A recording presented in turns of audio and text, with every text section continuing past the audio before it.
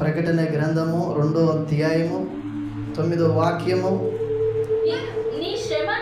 నీ శ్రమను దరిద్రతను నేను ఎరుగుదును, అయినను నీవు ధనవంతుడవే తాము యూదులమని చెప్పుకొనొచ్చు. యూదులు కాక సాతాను సమాజపు వారి వలన నీకు కలుగు దూషణ నేను ఎరుగుదును. చాలు. హల్లెలూయా. యూదులు కాక సాతాను సమాజపు వారి వలన నీకు కలుగు దూషణ నేను ఎరుగుదును.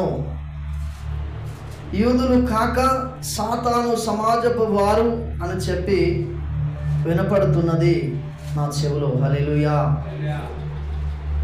సంఘములో ప్రియ దైవజనమా, చివరి దినాలలో మనమున్నాము. శ్రద్ధగా దేవుని వాక్యాన్ని వినాలి. ఒక వ్యక్తి వెళ్ళి పొలములో గోధుమలు చల్లి ఉన్నాడట. గోధుమలు చల్లినప్పుడు గోధుమలు చల్లి వచ్చిన తర్వాత ఆ ఇంటికి వచ్చిన తర్వాత మరలా అందులో ఒక దొంగ లేదా సాతానుడు కావచ్చు వెళ్ళి గురుగులు చల్లి అందులో వచ్చిందట. గురుగులు చల్లి వచ్చినట. ఇది ఎక్కడ కాదు, సంఘములో జరిగే చరిత్ర గురించి మాట్లాడుతున్నాడు. ప్రకటన గ్రంథకర్తతో దేవుడు మాట్లాడుతున్నాడు. హల్లెలూయా. ఫలాని సంఘానికి ప్రకటన గ్రంథంలో 7 సంఘాలను గురించి మొదటి 1, 2, 3 అధ్యాయాలలో 7 సంఘాలను గురించి అక్కడ పరలోకమునికి యోహాను వెళ్ళిపోయిన తర్వాత, అంటే పరిశుద్ధాత్మ ద్వారా దేవుని ఆయన దర్శన రీతిగా పరలోకానికి వెళ్ళిపోయిన తర్వాత అక్కడ పరలోకములో దేవుడు 7 సంఘాలకు ఒక పత్రిక రాపిస్తా ఉన్నాడు. ఆ 7 సంఘాలకు పత్రిక ఎక్కడ భూమి మీద ఆయన రాసాడు, కానీ పరలోకములో తనతో చెబుతున్న మాటలను ఆయన తన మనసులోనికి చేర్చుకుంటూ ఉన్నాడు. హల్లెలూయా.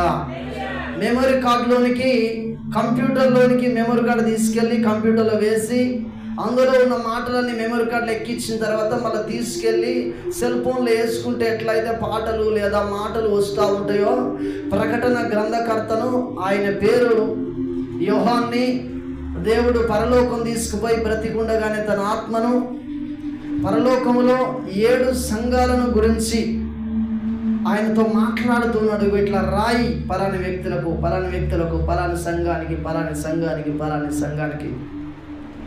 ఈ స్మరణలో ఉన్న సంఘపు దూతకు ఇలాగూ వ్రాయము. స్మరణలో ఉన్న సంఘపు దూత అదొక గ్రామం. హల్లెలూయా. ఇప్పుడు మనబోతులగడ్డ గ్రామంలో చేయుడు అని యేసయ్య పరిచర్య అని పేరు పెట్టుకున్నాం. అప్పుడు కొరింథీయులకు రాసిన పత్రిక, ఫిలదెల్ఫియాలకు రాసిన పత్రిక, ఎఫెసీ పత్రిక, ఎఫెసీ అంటే ఆ పట్టణాల పేర్లు, ఎబ్రీలకు రాసిన పత్రిక ఇట్లా రాయడం జరిగింది. ఇక అవి సంఘాలుగా చేర్చబడ్డాయి. ఆది కాండంలో చూసినట్లయితే యాకోబు కొడుకులు 12 మంది అయితే 12 గోత్రాలు, వాళ్ళ పేర్లే గోత్రాలుగా మార్చబడ్డాయి. వాళ్ళు స్టార్టింగ్లో ఉన్నారు కాబట్టి వాళ్ళ పేర్లు అట్లా లిఖించబడ్డాయి. సోముల తండ, రాముల తండ, బోడియ తండ అని ఇట్లా వాళ్ళ పేర్లే పురాతనం. అక్కడ ముందుగా ఎవరైతే అక్కడికి పోయి నిలబడతారో వాళ్ళ పేర్లు అక్కడ ఫలాని తండ అని చెప్పి పడ్డది. అది వాళ్ళ మొట్టమొదటిగా ఉన్నారు కాబట్టి ఇక్కడ ఈ వ్యక్తులు కూడా ఆది సంఘానికి మొట్టమొదటి వ్యక్తులు కాబట్టి ఆ గ్రామాల పేర్లే సంఘాలకు పెట్టబడ్డాయి. ఆ సంఘములో ఉన్న వ్యక్తులకు రాస్తున్నారు. యూదులు కాక యూదులమని చెప్పుకొని సాతాను సమాజపు వారు మీ సంఘములో ఉన్నారు, జాగ్రత్త. దొంగ క్రైస్తవులు ఉన్నారు మీ సంఘములో, జాగ్రత్త. వాళ్ళు చర్చిలో ఒక తీరు, బయటికి వెళ్ళిన తర్వాత ఒక తీరు ప్రవర్తించే దొంగ క్రైస్తవులు ఉన్నారు మీ సంఘములో, జాగ్రత్త. వీళ్ళు మిమ్మల్ని సమాజ మందిరములోనికి ఈడ్చుకొని పోయే క్రైస్తవులు, జాగ్రత్త. ఒక వ్యక్తి వెళ్ళి పొలములో విత్తనాలు విత్తి వచ్చిన తర్వాత సాయంపూట ఆయన తిరిగి వచ్చిన తర్వాత సాయంకాలం పూట సాతానుడా లేదా ఒక చెడగొట్టే వ్యక్తి వెళ్ళి అదే స్థలంలో గురుగులు. నిన్న చెప్పుకున్నాం మనం, తునికి పండ్లు విష్ణుమూర్తి పండ్లు కూడా సేమ్ ఉంటాయి. విష్ణుమూర్తి పండ్లు తునికి పండ్లు కూడా సేమ్ ఉంటాయి. అవి తీసుకొచ్చి అలా కలిపితే తెలవని పిల్లగాలు ఈ తునిక్కాయాలంటే తింటారు, పెద్ద మనుషులు కూడా తింటారు, ఎందుకంటే గుర్తుపట్టలేము. సేమ్ ఆ గురుగులు ఆ గోధుమలు పెరుగుతున్నప్పుడు అయ్యా అక్కడ ఉన్న వ్యక్తులు అంటూ ఉన్నారట, యజమానుడా మరి మనము అందులో గోధుమలు విత్తుతాయి, గురుగులు ఎక్కడి నుండే వచ్చినాయి అని చెప్పి అడిగితే అంటున్నాడు, సాతానుడు వచ్చి విత్తిపోయి ఉన్నాడు. మరి వాటిని తీసేయకొద్దు. హల్లెలూయా. కోత సమయంలో వాటిని తీసేసే సమయం ఉంటుంది, తూర్పాల పట్టే సమయం ఉంటుంది. సంఘములో కూడా పిచ్చి వ్యక్తులు, పిచ్చి మొక్కలు అన్ని పెరుగుతూ ఉంటాయి. జాగ్రత్త, పిచ్చి మొక్కలు నువ్వు కావద్దు. నేను చూసిన ఒక ఫిలిం, క్రైస్తవుల ఫిలిం ఒకటి చూసిన నేను. 6 చరిత్ర ఉంటుంది అందులో. 6 చరిత్ర, క్రైస్తవులే వాళ్ళు. శ్రద్ధగా వినాలి దైవజనమా. 4 6 అంత జ్ఞాపకం లేదు, కానీ మొత్తానికైతే 4 6 ఉంటారు. ఈ 4 చరిత్ర అక్కడ జరుగుతున్న సమయంలో ఒక అమ్మాయి వివాహం సిద్ధపడతా ఉంటుంది. అయితే ఆ సంఘములో ఉన్న దైవజనుడు చెప్పిండు, కులము లేదు మతం లేదు, క్రైస్తవులకు ఎవరినైనా వివాహం చేసుకోవచ్చు అని చెప్పి ఆ దైవజనుడు చెప్తే ఆ అమ్మాయి ఒప్పుకొని వాళ్ళ తల్లిదండ్రులు కూడా దైవజనుడి మాట విని వాళ్ళు ఆ సంబంధానికి ఒప్పుకొని ఆ అమ్మాయికి సంబంధం ఓకే చేసిరు, అయిపోయింది.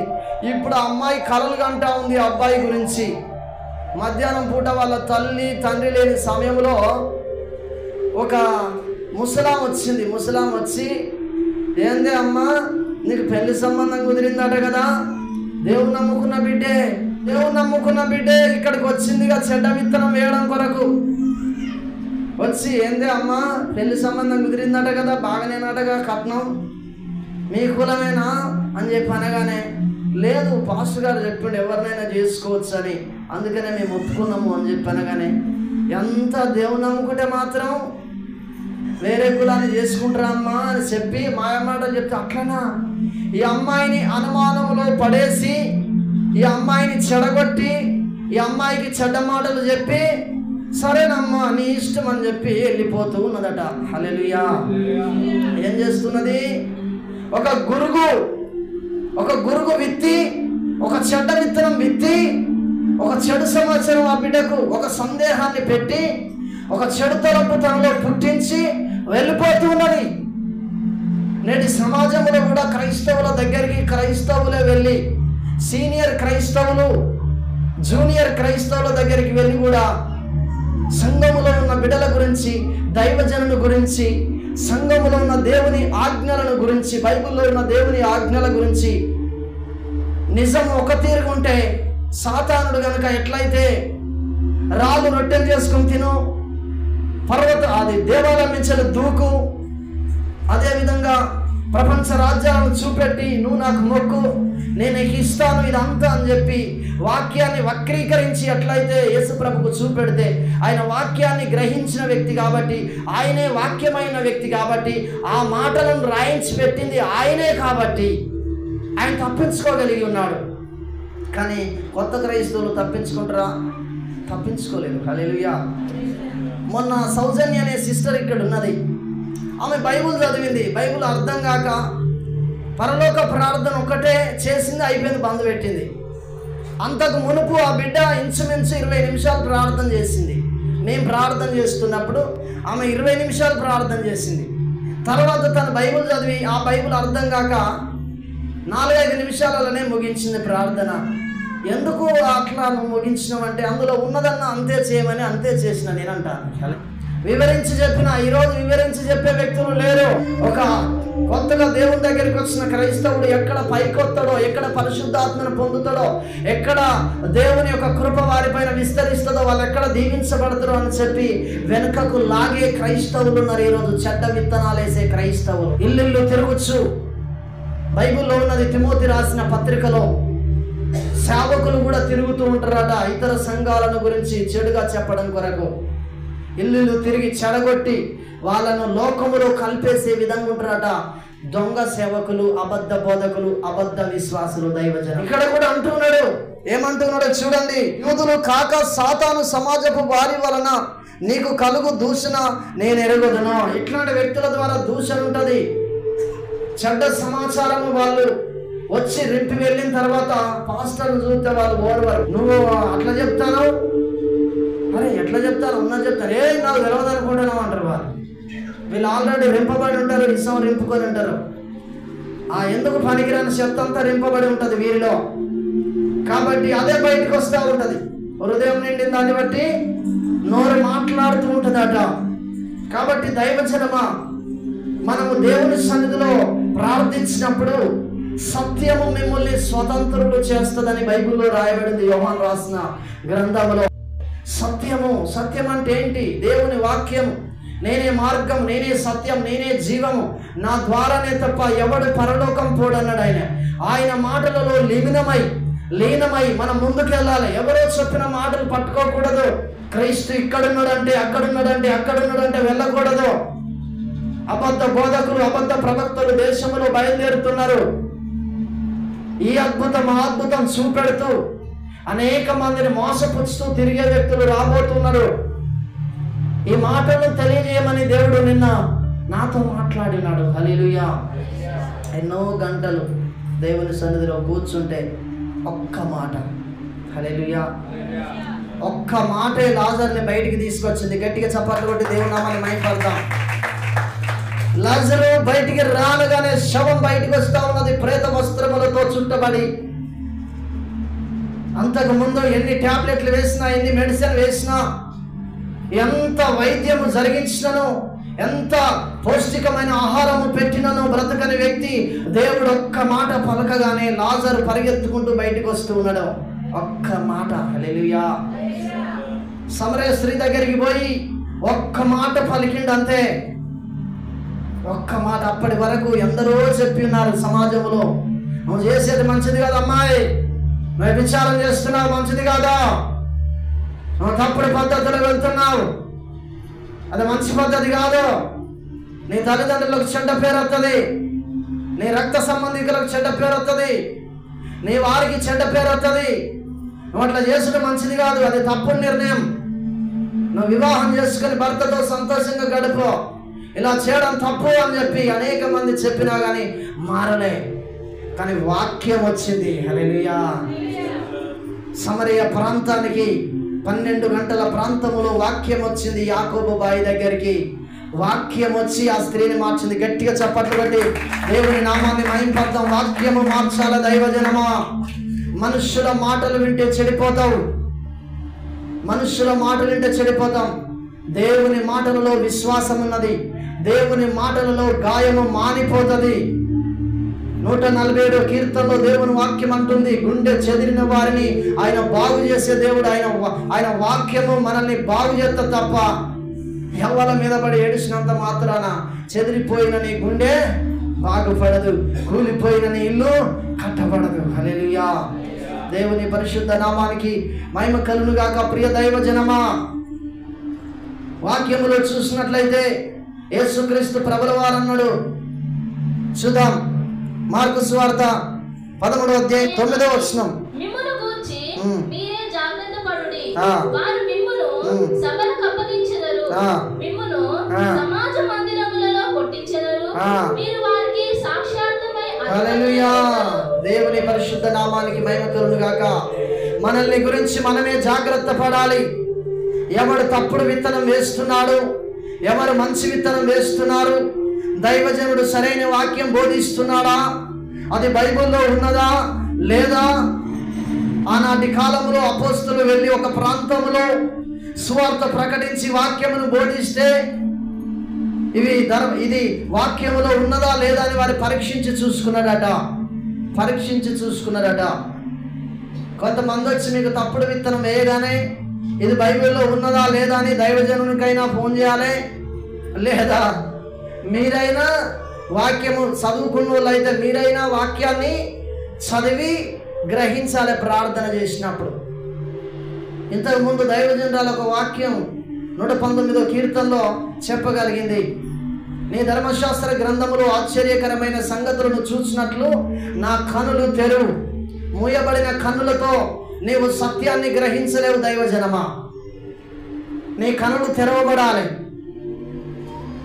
బిలాము కన్నులు తెరవబడినప్పుడే దేవదూత నిలిచి ఉండుట చూసింది, మరణం తప్పించుకున్నది. నీ కనులు తెరవబడితేనే తప్ప నీవు సత్యాన్ని గ్రహించలేవు. ఈరోజు సత్యం అంటే ఏంటి అని పిలాతు రాజు కూడా అడిగిండు యేసుక్రీస్తు ప్రభుల వారిని. న్యాయపీఠం మీద కూర్చొని తీర్పు తీరుస్తున్న పిలాతే సత్యం అంటే ఏంటి అని అడుగుతున్నాడు. హల్లెలూయా. ధర్మశాస్త్ర ఉపదేశకుడైన నికోదేము అనే వ్యక్తి కూడా వచ్చి అడుగుతా ఉన్నాడు, అసలు ఏంటి బాప్తిసం అంటే ఏంటి, మళ్ళా పుట్టడం ఏంటి, తిరిగి మరలా జన్మించడం అంటే ఏంటి. ఈరోజు మందిరానికి వస్తున్న చాలామంది దేవుని పిల్లలలో వాక్యము లోతుగా తెలుసుకోలేకపోతున్నారు. మందిరానికి వచ్చి ఏం చేస్తున్నారంటే కాలక్షేపంగా కూర్చొని వెళ్తున్నారు. కాలక్షేపానికి రాకండి మందిరానికి.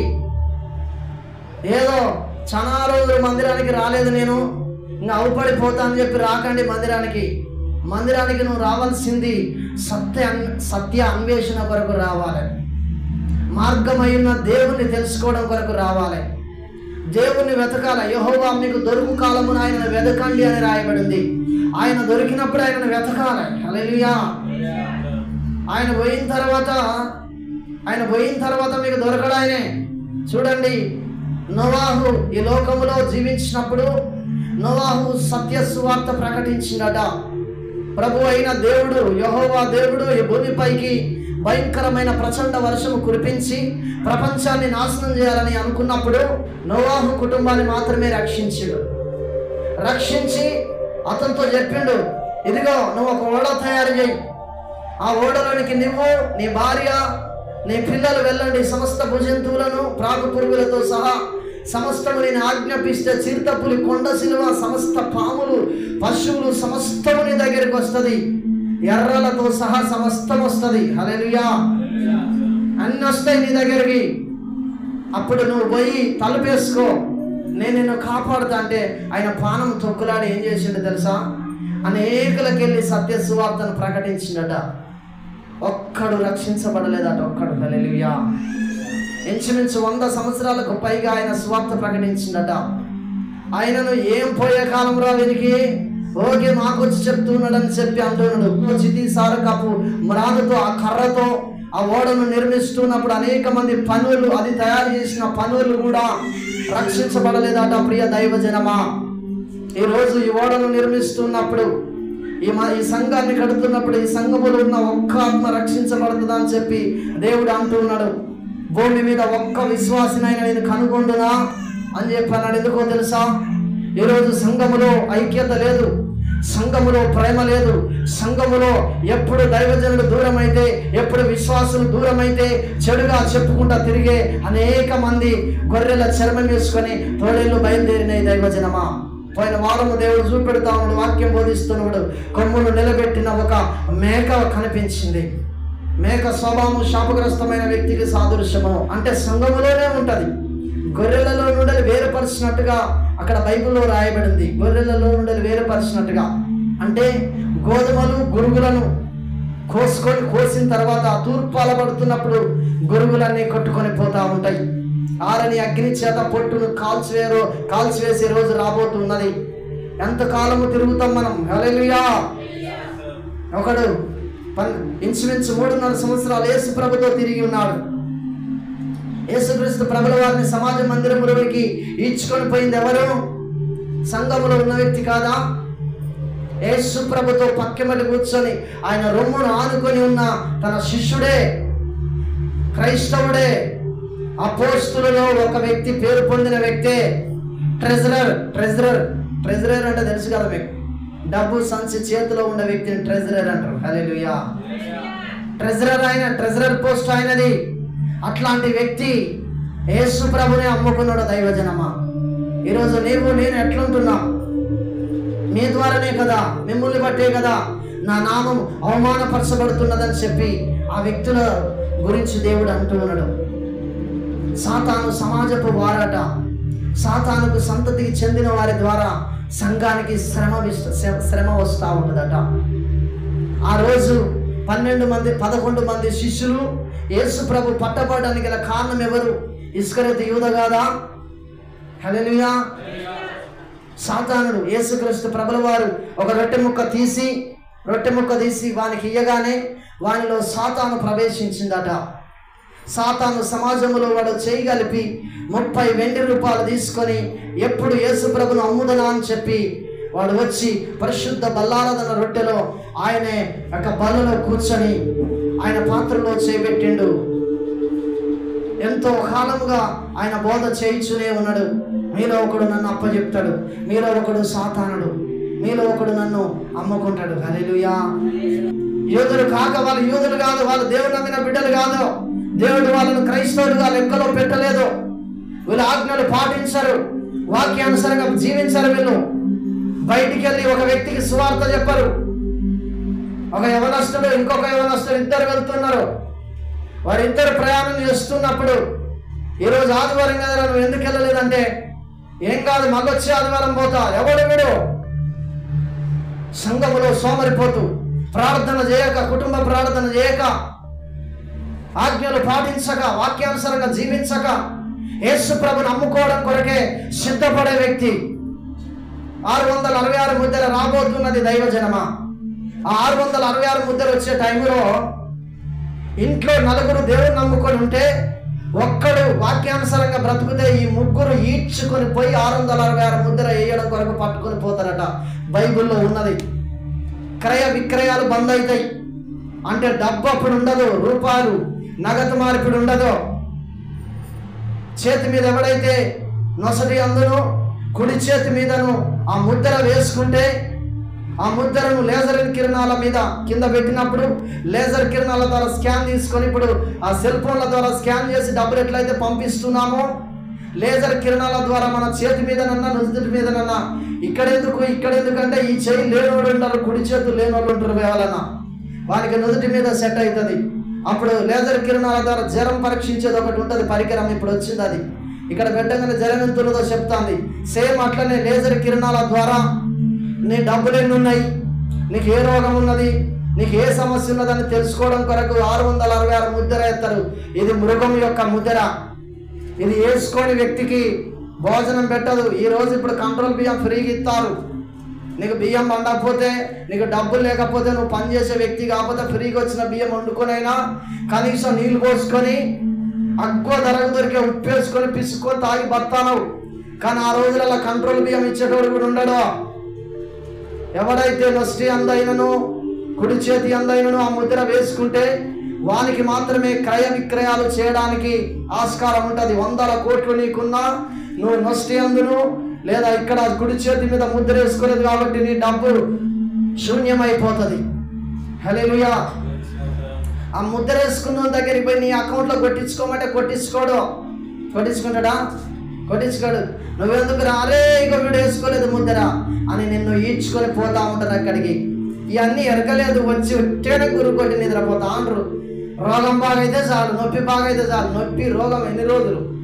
మనిషి ఆయుష్ 70, అధిక బలం ఉన్న చేత 80. దుఃఖము ఆయాసం తర్వాత ఎక్కడికి పోతావు? ఏదో రోజు రావాలను. నేను చస్తా, నువ్వు చస్తావు, ప్రపంచమే చస్తుంది.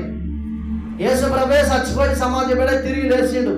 ప్రతి వ్యక్తి మరణం పొందాలి భూమి మీద. ఎప్పటి రోగం కొరకే రాకండి మందిరానికి. వాక్యం వినండి. వాక్యం కొరకు వచ్చిన వ్యక్తి కట్టబడతాడు. ఇక్కడ సమస్య ద్వారా దేవుడు నిన్ను మందిరానికి పిలుస్తాడు. కానీ సమస్య వైపు చూడకు, దేవుని వైపు చూడు. పేతురు నేను కూడా నీళ్ళ మీద నడుస్తా అని చెప్పి నీటి మీద పోయి నిలబడి గల్లెగిరేసిందట. చూడు నేను గొప్ప వ్యక్తిని, నేను కూడా ఆయన లెక్క నడుస్తానని చెప్పి ఎప్పుడైతే వానిలో గర్వం ప్రవేశించిందో మునిగిపోవడం ప్రారంభం చేసిండు. దయతో నన్ను క్షమించయ్యా, నా గర్వం తీసయ్యా, నా పాపాలు క్షమించయ్యా అనగానే మరలా దేవుడు లేవనెత్తి అల్ప విశ్వాసిని. గర్వం మనలో ఉంటే అల్ప విశ్వాసం మనలో ప్రవేశిస్తుంది. అల్ప విశ్వాసము ద్వారా నువ్వు క్రైస్తవుడిగా కొనసాగలేవు. నీ ద్వారానే వస్తుంది సంఘానికి శ్రమ. ఎన్నిసార్లు సంఘములో భోజనాలు పెట్టినప్పుడు కలవరం ఏర్పడతా ఉన్నది. ఎన్నిసార్లు ఒక ప్రత్యేకమైన ప్రోగ్రాం జరగగానే ఈయన అలిగిపోతాడు, ఆయన అలిగిపోతాడు. ఎందుకు జరుగుతూ ఉంది? వాక్యాన్ని అర్థం చేసుకోక. హల్లెలూయా. వాక్యాన్ని అర్థం చేసుకోక వాక్యాన్ని అర్థం చేసుకున్న వ్యక్తి, అమితంగా దేవుణ్ణి ప్రేమించే వ్యక్తి ఎన్ని శ్రమలు వచ్చినా తట్టుకుంటాడో, సేవకుడు కొట్టినా పడడానికి సంసిద్ధముగా ఉంటాడు. బైబిల్లో ఉన్నది, నీతిమంతులు నన్ను కొట్టుట తైలాభిషేకం అని రాయబడింది. ఈరోజు కొట్టుడు కాదు, గట్టిగా వాక్యం చెప్తే వెళ్ళిపోతా ఉన్నది. హల్లెలూయా. గట్టిగా వాక్యం చెప్తే వెళ్ళిపోతా ఉన్నారు. ఒకే వాక్యం చెప్పిండు. ఒక యవనస్తుడు వచ్చిండు, నేను పరలోకం పోవాలంటే నేను ఏం చేయాలి అని అడుగుతా ఉన్నాడు. దొంగతనం చేయకు, నరహత్య చేయకు, వ్యభిచారం చేయకు, అబద్ధ సాక్ష్యం పలకకు, నిన్ను వలె నీ పొరుగు వారిని ప్రేమించు, నీ పూర్ణ హృదయంతో, నీ పూర్ణ ఆత్మతో నీ దేవుణ్ణి, నీ ప్రభు అయిన దేవుణ్ణి సేవించమని చెప్పి ఆయన అనగానే, ఇవి బాల్య దినముల నుండి నేను చేస్తానా, అయితే నీకు ఒకటి కొదవకున్నదిరా బిడ్డ, నీ మనసంతా దేవుని పైన లేదు, అన్ని పాటిస్తున్నావు కానీ మొత్తము బంగారం మీదనే ఉన్నది. నువ్వు ఆరాధనకు పోయి కూడా వెండి మీదనే, బంగారం మీదనే, నీ ధనభోగాల మీదనే నువ్వు ఆలోచన కలిగి ఉంటున్నావు. కాబట్టి నువ్వు దాన్ని అమ్మిరా పరలోకం మొత్తం, లేకపోతే నువ్వు రావు బిడ్డ అంటే వాడు చిన్నపుచ్చుకొని పోతూ ఉన్నాడు. ఆగిందా, గుంజుకొచ్చిందా? హల్లెలూయా. బాగా దండం పెడతారు, రారా అన్నాడా? హల్లెలూయా. ఈరోజు ఒక వ్యక్తి బంద్ కాగానే ఏం జరుగుతున్నదో తెలుసా? ఏందా పాస్టర్, ఏమన్నావు ఆయనను? ఈయననేమన్నావు? ఆయననేమన్నావు? హల్లెలూయా. ఇల్లు అమ్ముకొని 3,000 రూపాయలు ఇచ్చిన పాస్టర్కు నేను ఒకప్పుడు. ఇల్లు అమ్ముకొని 3,000 రూపాయలు ఎప్పుడని చెప్పినా మీకు? ఇప్పటి వరకు ఇలా ఆయనే మీకు ఎవరికని చెప్పినా? హల్లెలూయా. కొందరైతే అని అప్పటికే 4 ఇళ్ళు తిరుగుతూ ఉంటాయి, చెడు సమాచారం చెప్పుకుంటా. హల్లెలూయా. సమయం సందర్భం వచ్చింది కాబట్టి వాళ్ళ కష్టాలలో, వాళ్ళ అక్కర్లలో పాలిభాగస్తులై మేము ఉన్నాం. ఆయన సేవ చేస్తున్నాడు, ఆయన కష్టం ఎట్లున్నదో దేవుడు నన్ను దీవిస్తాడని తగ్గించుకొని నన్ను ఏదో రోజు దీవిస్తాడని చెప్పి, ప్రభువా ఇయ్యలేకపోతున్నాడు, ప్రభువా నీకు వందనాలు, నాకు దయచే ప్రభు అని చెప్పి ప్రార్థన చేసుకున్నాం. దైవజనమా, అర్థం చేసుకునే మనసు ఉండాలి సంఘములో. అప్పుడు నీకు దేవుడు ఏం చేస్తాడు? నిన్ను అర్థం చేసుకునేటోళ్ళని 20 మందిని పుట్టిస్తాడు. నువ్వు ఒక్కళ్ళని అర్థం చేసుకుంటే, నువ్వు ఒక్క ఏళ్ళు నువ్వు పక్కలకి చూపెడితే 4 ఏళ్ళు నీకేళ్ళు చూపెడతాయి. నువ్వు ఒక్కళ్ళని అర్థం చేసుకుంటే 10 మంది నిన్ను అర్థం చేసుకుంటా ఉంటారు, నీ మనసు అర్థం చేసుకుంటా ఉంటారు. నువ్వు ఒక్కరి గురించి చెడుగా చెప్తే 10 మంది నీ గురించి చెడుగా చెప్తారు. నువ్వు ఒక్కరి గురించి మంచి వాడు చెడు చేసిన పోనీతి వాళ్ళ అవసరం ఎట్టున్నది, ఆయన ఎంత అంటాడు అనుకుంటాను అని చెప్పి నువ్వు అన్నావనుకో, శరీరం అనుకో. హల్లెలూయా. దేవుడు నిన్ను కూడా కాపాడుతూ ఉంటాడు, దైవజనుల గురించి దేవుడు ఒక మాట అన్నాడు, నువ్వు ఎవడైనా సరే ఇదిగో ఆ దైవజన్ అనడానికి నువ్వేంటి, నువ్వెవరు? అతడు పడిపోయుట, అతన్ని నిలబెట్టుట నా అవశ్యంగా నా పని. అది చూడండి, యోహాను రాసిన చివరి అధ్యాయం 20వ వచనం చదవండి. పేతురు వెనుకకు తిరిగి యేసు ప్రేమించిన వాడును భోజన పంక్తిని ఆయన రొమ్మున ఆనుకొని, ప్రభువా నిన్ను అప్పగించువాడెవడని అడిగిన వాడనైన శిష్యుడు తమ వెంట వచ్చుట చూచెను. పేతురు అతన్ని చూచి, ప్రభువా అతని సంగతి ఏమగునని యేసును అడిగెను. యేసు, నేను వచ్చు వరకు అతడుండుట నాకు ఇష్టమైతే అది నీకేమి, నీవు నన్ను వెంబడించుమనెను. గట్టిగా చప్పట్లు కొట్టి దేవుని నామాన్ని మహిమపడదాం. ఈ వాక్య భాగం మీకు ఎవరికైనా అర్థమైందా? దైవజనమా, అర్థమైందా? ఇస్కరియోతు యూదా గురించి చెప్తున్నాడు దేవుడు. ఇస్కరియోతు యూదా యేసు ప్రభుని అమ్ముకున్నాడు. 30 వెండి రూపాయలకు అమ్ముకుంటే అతనికి మనశ్శాంతి లేక అతడు పోయి ఉరేసుకొని ఆ తాడు చీకిపోయి ఉండడం ద్వారా అది తెగి కింద పడి, కింద రౌతులు ఉన్నాయి కాబట్టి పేగులు పొట్ట పగిలి పేగులు బయటికి వెళ్ళి చచ్చిపోయింది. ఆయన చచ్చిపోయిన తర్వాత యేసుక్రీస్తు ప్రభుల వారు అతడు చచ్చిపోతే అట్టనే వస్తారా, వాడిని తీసుకుపోయి పాతి పెట్టిన తర్వాత యేసుక్రీస్తు ప్రభుల వారు ఆయన చనిపోయి సమాధి చేయబడి 3వ దినాన తిరిగి లేచిన తర్వాత ఆయన చనిపోక మునుపు చచ్చిపోయిన అనేక పరిశుద్ధుల శరీరాలు లేచినాయట. గట్టిగా చప్పట్లు కొడదాం. ఆయన పాతాళం పోయి ఆయన చావుకు ముందుగా చనిపోయిన ఇస్కరియోతు యూదా ఆత్మ కూడా పాతాళంలో ఉంటే తీసుకొని వచ్చిందట. వచ్చి వాళ్ళు యేసుతో పాటు లేచినట, యేసుతో పాటు వాళ్ళ శరీరాలు లేచినాయట. ఇది మొదటి పునరుత్థానం యేసు ప్రభు వచ్చినప్పుడు జరిగింది. హల్లెలూయా. అనేకులకు కనిపించిరట వాళ్ళు. బైబిల్లో ఉంటుంది, మీరు చూసుకోవచ్చు. యేసు ప్రభు చనిపోయి సమాజపడి తిరిగి లేచిన తర్వాత యేసు ప్రభు కంటే ముందుగా చనిపోయిన పరిశుద్ధుల శరీరాలు పాతిపెట్టబడ్డాయి కదా, వాళ్ళందరిలో జీవం వచ్చి వాళ్ళందరూ తిరిగి లేచి కానీ ఇక్కడ ఇస్కరియోతు యూదా ఆయన వెనుక నడిచి వస్తూ ఉండట. అప్పుడు సడన్గా చూసి, అమ్మా అయ్యా వీరి సంగతి ఏమవును అని అంటే, వాడు నా ఎమ్మటుండుడా నాకు ఇష్టమైంది. హల్లెలూయా. గట్టిగా చప్పట్లు కొడదాం. వాడు నా ఎంత చూడు, యేసు ప్రభునే అమ్ముకున్నాడు వాడు. అసంటి వ్యక్తినే దేవుడు క్షమించి, వీడు నా ఎమ్మటుంటుట నాకు ఇష్టమైంది. నీకేందిరా వాని గురించి నీకెందుకు? హల్లెలూయా. క్షమించేది నేనే, ప్రేమించేది నేనే, నరకానికి పంపించేది నేనే, పరలోకానికి తీసుకొచ్చేది నేనే. నాకు నచ్చింది. హల్లెలూయా. ఎంత బాధపడ్డాడో. ఇస్కరియోతు యూదా బైబిల్లో ఉన్నది. ఆ వెండి రూపాలట, 30 వెండి రూపాలట తీసుకుపోయి సమాజ మందిరములో అక్కడ ఉన్న వ్యక్తులకు ఇసిరి కొట్టి, నేను ఒక నీతిమంతుణ్ణి నేను అప్పచెప్పిన, నన్ను క్షమించయ్యా అని చనిపోయే అంత వరకు పశ్చాత్తాపడి కన్నీళ్ళు విడిచి ప్రార్థన చేసినట ఇస్కరియోతు యూదా. హల్లెలూయా. హల్లెలూయా.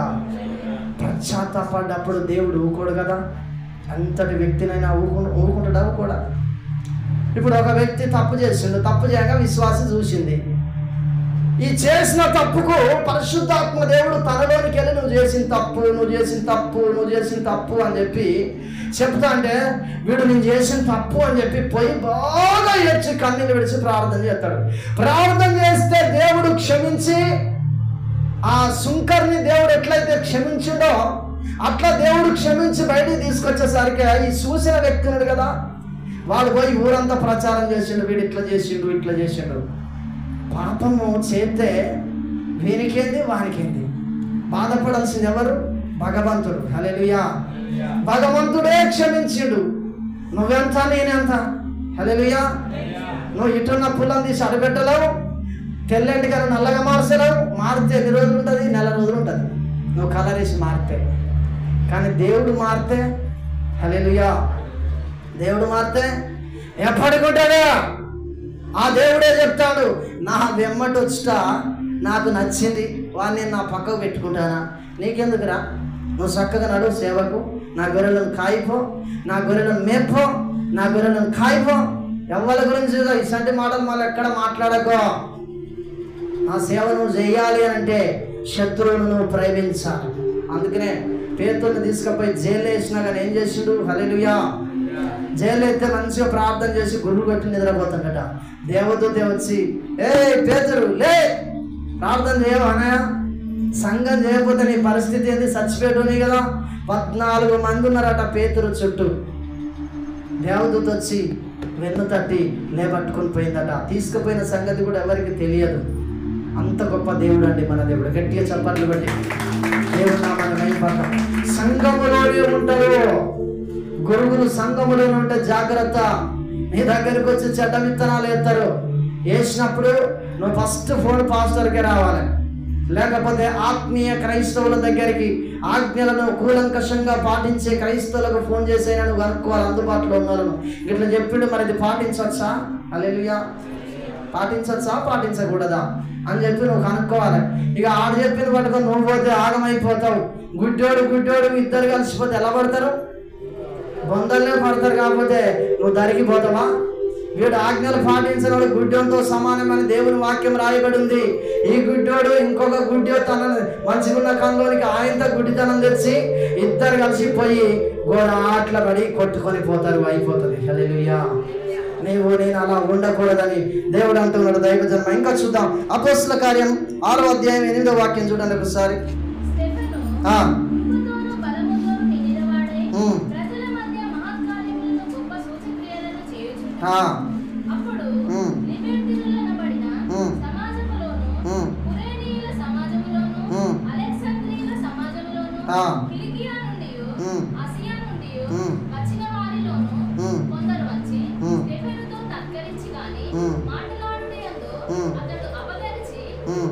అగపరిచిన జ్ఞానమును అతనిని ప్రేరేపించిన ఆత్మను వారు ఎదిరింపలేకపోయింది.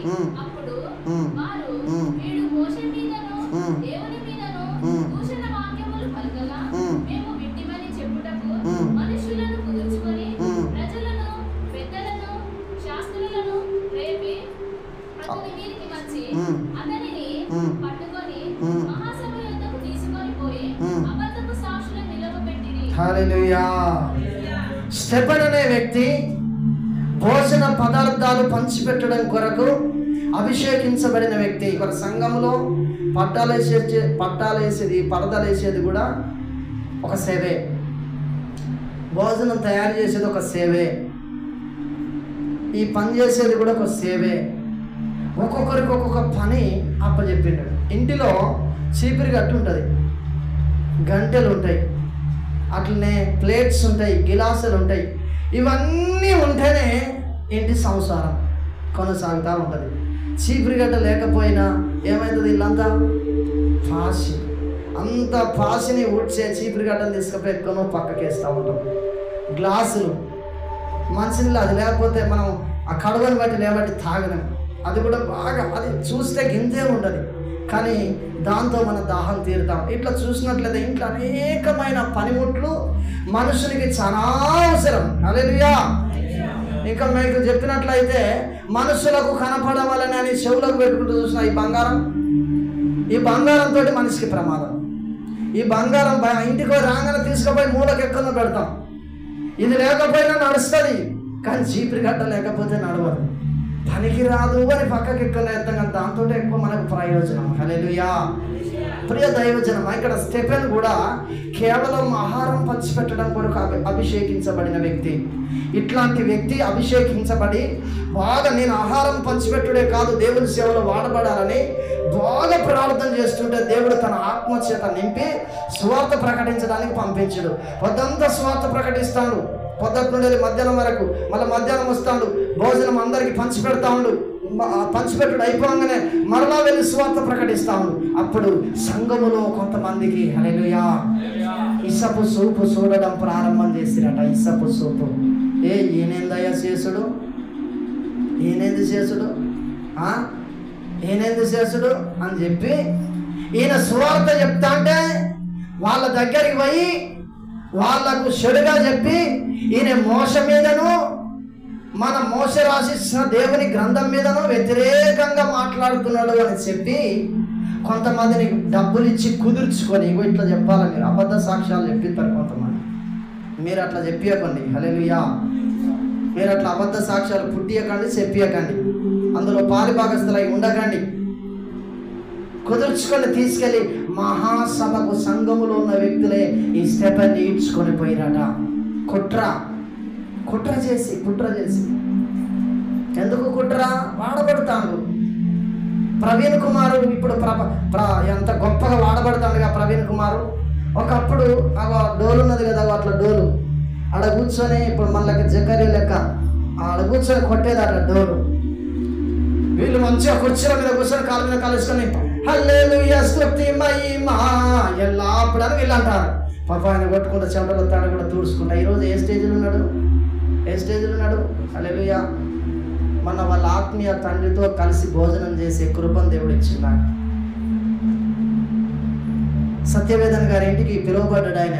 ప్రవీణ్ కుమార్ వాళ్ళ ఆత్మీయ తండ్రి, ఆత్మీయ తల్లి పిలువబడితే వాళ్ళ పక్కమెట్టి కూర్చొని భోజనం చేయడానికి, వారితో పాటు స్టేజ్ మీద కూర్చోవడానికి దేవుడు కృపనిచ్చాడు. నాకు కృపనిచ్చాడు అంతే, వాళ్ళంత గొప్ప వ్యక్తులం కాదు. హల్లెలూయా.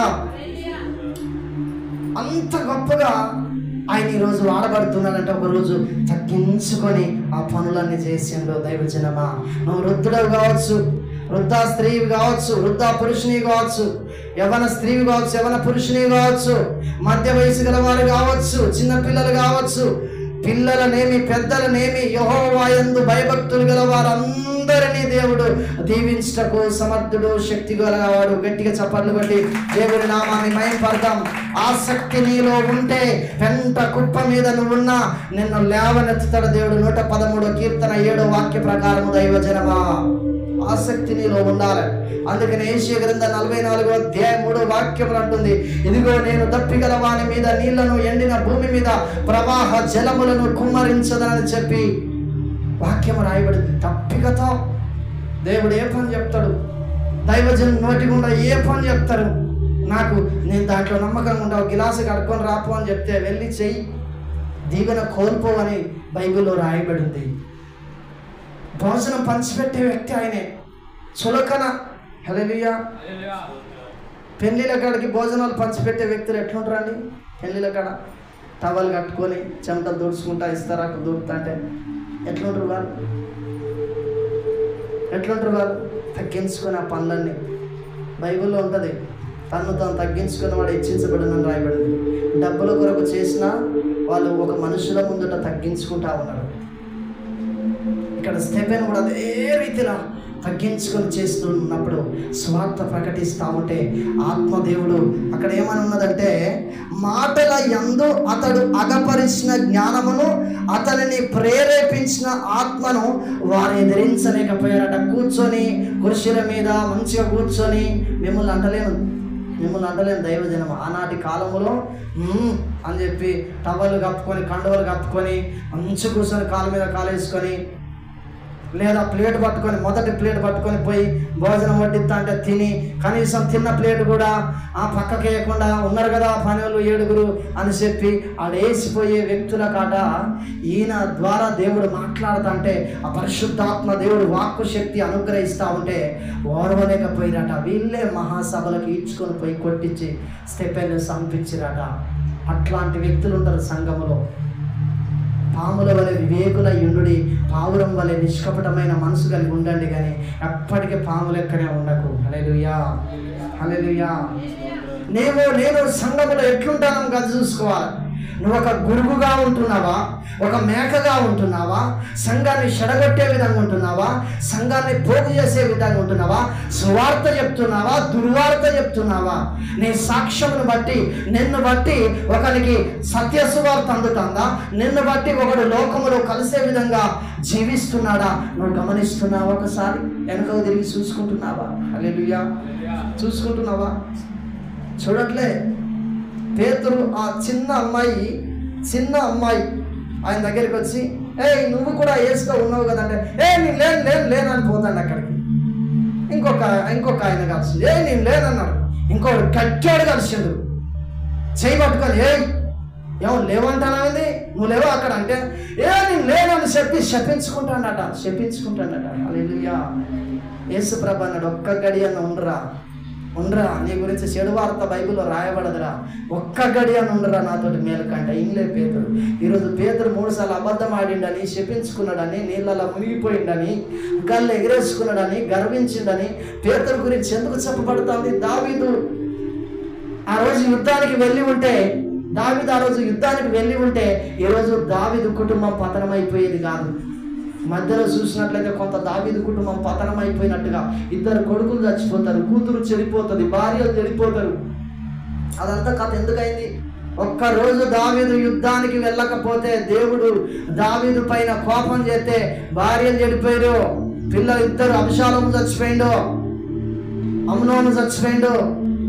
ఒక్కరోజు యుద్ధానికి పోకపోతే, మరి ఆయన యుద్ధానికి పోతే వాళ్ళందరూ ఎందుకు చచ్చిరంటే, దేవుని ఆజ్ఞ అయిన మీరిండు ఒక స్త్రీతో పాపం చేసిన యుద్ధానికి పోకుండా ఇంటికాడుండి కాలక్షేపంగా మేడ మీద తిరుగుతాడట. ఏమంటారు చూసినావా? టైం పాస్కి తిరుగుతా అంటే మేడ మీద ఉండే లాట్రిన్ బాత్రూమ్లు ఉన్నాయి, లాట్రిన్ బాత్రూమ్ల మీద స్లాపులు ఉన్నాయి, రేకులు ఉన్నాయి. అవసరం అనుకోని ఇంట్లోనే లాట్రిన్ బాత్రూమ్లు కట్టుకున్నారు. ఆ రోజు కాలం మొన్నటిదాకా కూడా చీరలు కట్టుకొని స్నానాలు చేయలేదా? పాపం ఆ యవ్వన బిడ్డ వివాహం అయింది, భర్త యుద్ధానికి పోయిండు. ఆ యవ్వన బిడ్డ స్నానం చేస్తుంటే ఈయన మేడగది పైకెక్కి సడన్గా చూడకూడని దృశ్యాన్ని చూసిండు. కథ ఆమెను ఇంటికి పిలిపించుకొని ఆమెతో పాపం చేసిండు. ఆ ఒక్కరోజు కనుక యుద్ధానికి వెళ్ళి ఉంటే ఈరోజు ఆయనకు ఇంకా బైబిల్లో కొంత చెడు సమాచారం రాకుండా ఉండేది. హల్లెలూయా. నా సాక్ష్యాన్ని ఈరోజు ఎందుకు అక్కడక్కడ ఖరాబ్ అయిపోతుంది? నిన్ను బట్టి కొంతమంది లోకంలో కలుస్తావు, నువ్వు చెడు వార్త వస్తున్నదంటే నువ్వు ప్రార్థనకు రాక, ఆజ్ఞలు పాటించక, వాక్యానుసారంగా ఉండక, లోబడక సంఘములో ఇట్లా ఫెయిల్ అవుతున్నది కుటుంబాలు. హల్లెలూయా. కాబట్టి దైవజనమా, ప్రతి ప్రార్థనలో చూడండి, 6 రోజులు కష్టపడి పని చేసుకొని 7వ రోజు 6 రోజులు పని చేస్తాడు, 7వ రోజు కూడా ఇంకా పోయి పని చేస్తూనే ఉంటాడు. ఇక ఎట్లా దీవెనలు వస్తాయి నీ ఇంటికి? ఎట్లా వస్తాయి నీ దీవెనలు? ఎందుకు శాపగ్రస్తులుగా మార్చబడుతున్నారు? ఎందుకు కుటుంబాలలో దీవెన ఉండలేదు ఈరోజు? ఎందుకు నీ ద్వారానే సంఘం చెడిపోతూ ఉంది? ఎందుకు నీ ద్వారానే దేవునికి అవమానం వస్తుందంటే నువ్వు దేవుని వాక్యాన్ని పాటించట్లేదు. చాలామంది ఉన్నారు ఇందులో. తీస్తే 99% వెళ్తారు. హల్లెలూయా. 99% వెళ్తారు. పాస్టమ్మ వాళ్ళ అక్క బిడ్డ మ్యారేజ్ ఉన్నప్పుడు మాకు ఒక్కరు కూడా సంఘం లేరు. శ్రద్ధగా వినాలి దైవజనం, ఒక్కరు కూడా లేరు. బోలు కొనాలి, రావాలి చెల్లె అంటే బలవంతంగా పాస్టమ్ అని పిలిచారు. నన్ను కూడా పిలిస్తే నేను అన్న, రేపు ఆదివారం ఒక్కరు లేరు కానీ బాగా చెప్తాను అవుతాయి, ఎవరున్నారా ఇటు చేస్తురారా అని పిలిచాడు. పిలిస్తే నేనన్నా ఎవ్వరు లేకపోయినా పర్లేదు, సండే ఆరాధన జరగాలి. గట్టిగా చప్పట్లు పెడదాం. 3 గంటలన్నర ఆరాధన ఏకదాటిగా ఒక్కనే జరిగించిన. ఇప్పటికీ శనివారం ప్రార్థన వస్తే కొన్నిసార్లు పాస్టర్ బలహీనంగా ఉండి రాకపోతే ఒక్కనే చేస్తానండి నేను. యేసుప్రభు ఉంటాడు పక్కకు. గట్టిగా చప్పట్లు కొట్టి దేవుడు నామమున మహిమపడదాం. ఎవరు రాలేదా? అయ్యో ఎవ్వరు రాలేదు. ఇక్కడికి వచ్చి కూర్చొని అనుకుంటా ఉంటారు వాళ్ళు, ఈ మాట కూడా నీకు రావద్దు. ఎందుకు? యేసుప్రభు వస్తే చాలు. నువ్వు యేసుప్రభు కొరకు వస్తానవా, ప్రజల కొరకు వస్తానవా? గుంపు అవపడితేనే నీకు సంబరం అవుతుందా? కొంతమందికి అట్నే గుంపులు ఎట్లా పోవచ్చు. హల్లెలూయా. గుంపును చూసుడు కాదు, గుంపులో ఎంతమంది యథార్థవంతులు ఉన్నారు వారిని చూస్తాడు దేవుడు. ప్రపంచాన్ని చూస్తే నువ్వు ఒక్కడే కనిపించాడు.